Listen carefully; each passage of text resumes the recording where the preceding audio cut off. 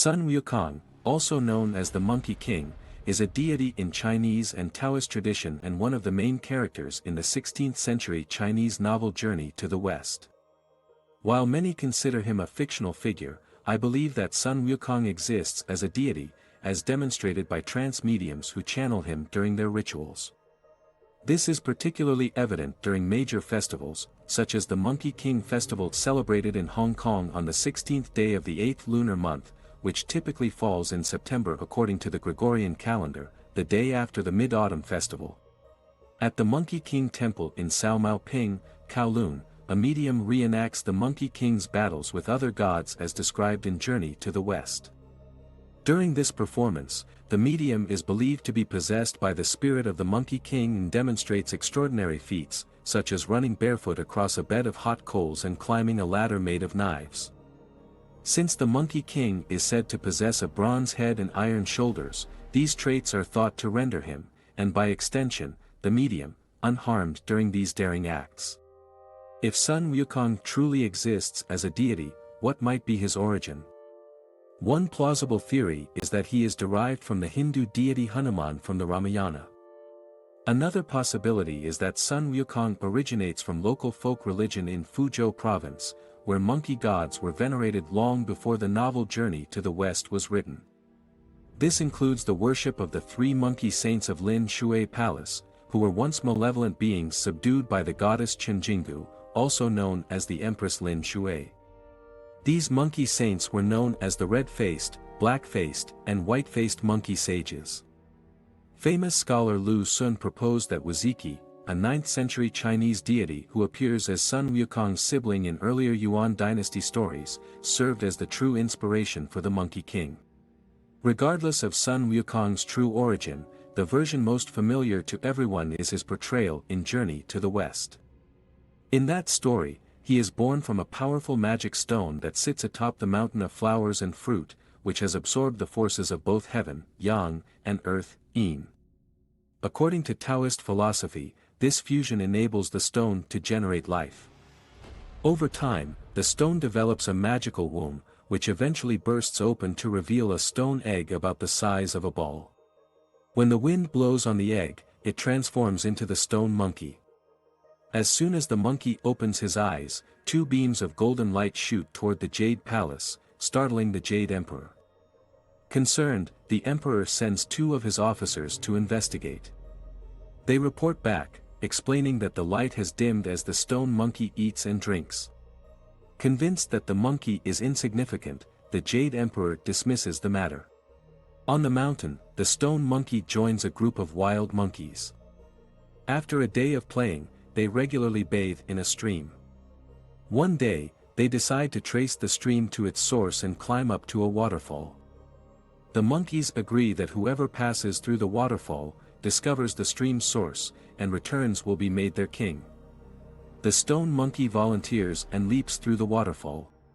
Behind the waterfall, he finds a large iron bridge spanning a rushing river, leading to a cave. He convinces the other monkeys to join him, and they make the cave their new home. Reminding them of their earlier agreement, the monkeys crown him their king. However, his joy is short-lived. When one of his older monkey companions dies, the Monkey King becomes deeply troubled. Determined to find a way to escape death, he builds a raft and sets out on a quest to find an immortal who can teach him the secret to immortality. Upon reaching the mainland, he encounters humans, who flee from his ape-like appearance. He steals some clothes left out to dry and continues on his journey. Disguised with a hood, he travels through towns and eventually wanders into a forest, where he overhears a woodcutter singing a curious song. When he asks the woodcutter about its origin, he learns that it was taught to him by an immortal who lives in the forest. The Monkey King arrives at the entrance of a temple where a powerful Taoist sage named Zushi resides. Initially, Zushi refuses to let him in, but the Monkey King remains steadfast, waiting outside for months. Impressed by his persistence, Zushi eventually allows him to enter and accepts him as a student. He gives the Monkey King the religious name Sun Wukong, which implies that he will realize the nature of emptiness. Zushi teaches Sun Wukong advanced Taoist practices, including the 72 transformations, granting him 72 distinct abilities. These powers include the ability to transform into animals and objects, travel 108,000 li, 54,000 kilometers or 34,000 miles, in a single somersault, create duplicates of himself, control the weather, turn invisible, and become immortal, among many other abilities. Zushi warns Sun Wukong not to show off his skills unnecessarily and forbids him from ever revealing the identity of his master. The loyal Monkey King agrees, and from then on, whenever asked about his abilities, he claims to have learned them all in his dreams. After returning home, Sun Wukong discovers that a demon known as the Demon King of Confusion is enslaving the monkeys of the Mountain of Flowers and Fruit. He defeats the demon and his followers, rescuing the captured monkeys. He also brings back an entire arsenal of weapons from a nearby kingdom for his subjects but struggles to find a weapon suitable for himself. Hearing that the Dragon Kings possess valuable treasures, Sun Wukong sets out to the oceans and locates the palace of the Dragon King. At the entrance, Sun Wukong requests an introduction, but the Dragon King orders his guards to turn him away. Unfazed, Sun Wukong forces his way inside, brushing off the guards and asserting that the Dragon King must be mistaken to refuse a fellow king. Once inside, Sun Wukong introduces himself and requests a weapon. Recognizing the Monkey King's strength, the Dragon King pretends to be hospitable and orders his servants to bring out various weapons. However, none are powerful enough for Sun Wukong, who becomes increasingly dissatisfied. Eventually, Sun Wukong acquires the Golden Banded Staff, a treasure of the Dragon King used to stabilize the four seas. Sun Wukong is the only one strong enough to wield this staff, and an immediate bond forms between them. The Golden Banded Staff can change size, elongate, fly, and attack according to Sun Wukong's will. It weighs 13,500 jin, about 7,960 kilograms. When not in use, Sun Wukong shrinks the staff to the size of a sewing needle and stores it in his ear. After obtaining the magical staff, Sun Wukong also persuades the Dragon King to provide him with royal attire. The Dragon King calls upon the other Dragon Kings for help, and together they gift Sun Wukong a golden chain-mail shirt, a phoenix feather cap, and cloud-walking boots. Grateful, Sun Wukong thanks the Dragon Kings and departs in high spirits.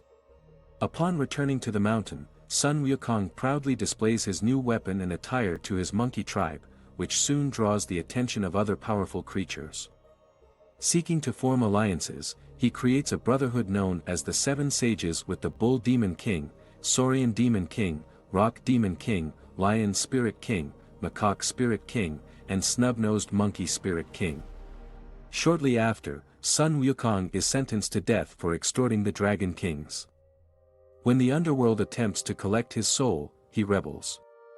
He erases his name, along with the names of all the monkeys he knows, from the Book of Life and Death, which records every mortal's lifespan.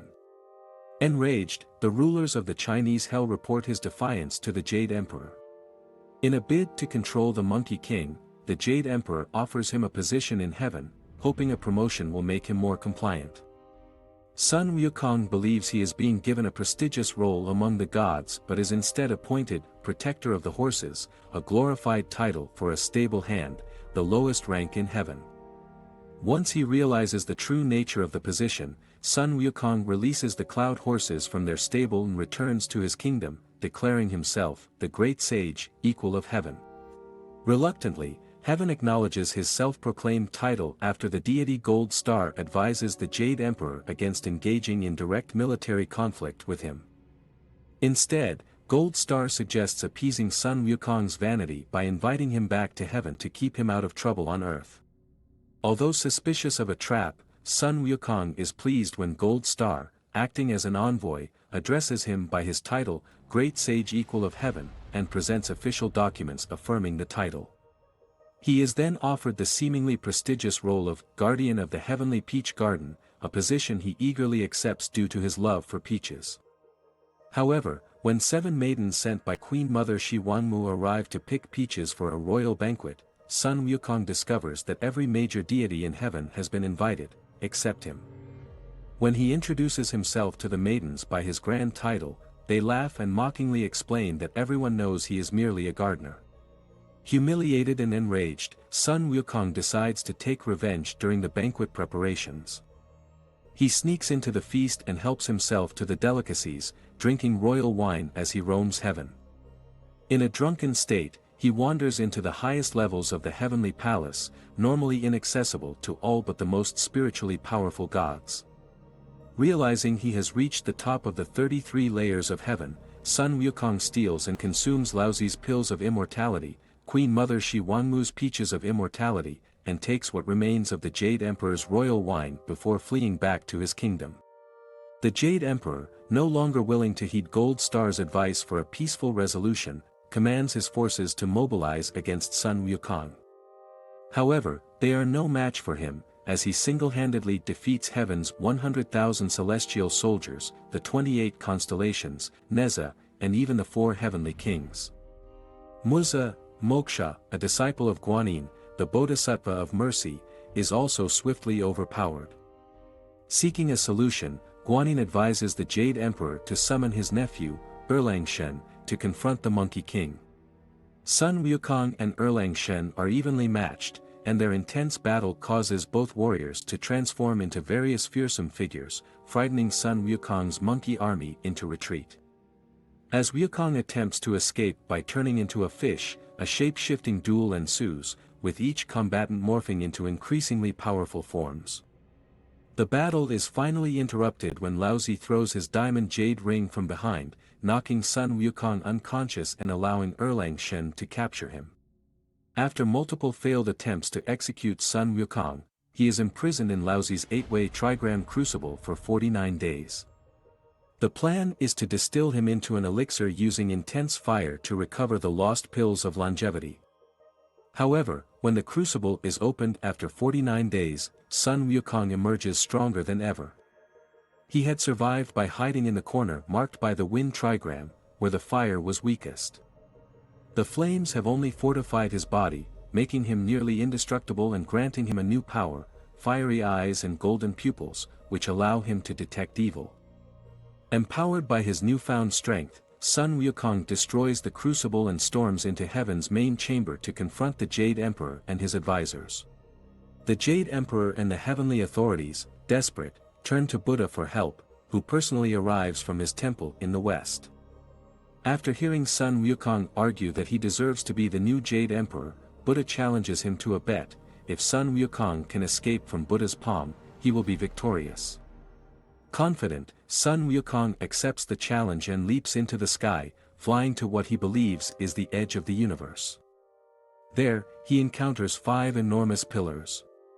To prove he reached the end, he writes a message on one of the pillars declaring himself the great sage equal to heaven and urinates on another. Feeling triumphant, Sun Wukong returns to Buddha, claiming to have won the bet. However, he is stunned when Buddha reveals that the 5 pillars were actually the fingers of his hand. Unable to accept his defeat, Sun Wukong tries to flee, but Buddha transforms his hand into a mountain of rock, trapping the Monkey King beneath it. Before Wukong can free himself, Buddha seals him under the mountain with a talisman inscribed with the mantra, Om Mani Padme Hum.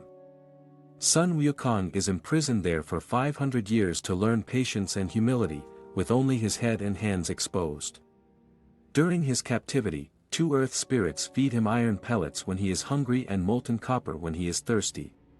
500 years later, the Bodhisattva Guanyin begins searching for disciples to protect a monk, Tang Sanzang, on a journey to the west to retrieve Buddhist sutras.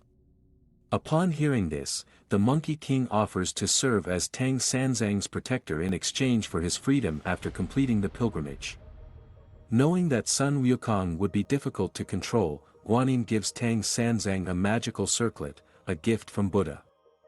Once the Monkey King is tricked into wearing it, the circlet cannot be removed, and if Tang Sanzang recites a specific sutra, it tightens, causing unbearable pain. Guanyin also provides Sun Wukong with 3 special hairs, to be used only in dire emergencies. With Tang Sanzang's oversight, the Monkey King is freed and allowed to join the journey to the west. Throughout their travels, the Monkey King remains loyal, defending Tang Sanzang from numerous threats, including demons, supernatural creatures, and bandits, many of whom seek to consume the monk's flesh to gain immortality and power. Along the way, they are joined by Pigsy and Sandy, who accompany Tang Sanzang on his white dragon horse as part of their penance for past misdeeds. Together, the group faces 81 tribulations before successfully completing their mission and returning to China. During the journey, Sun Wukong learns the virtues and teachings of Buddhism, ultimately achieving Buddhahood. Sun Wukong's transformative journey, from rebellious trickster to enlightened protector, has made him a deity worshipped by many Chinese devotees. They see in him the truth that even the most chaotic beings can find peace and wisdom through perseverance and humility.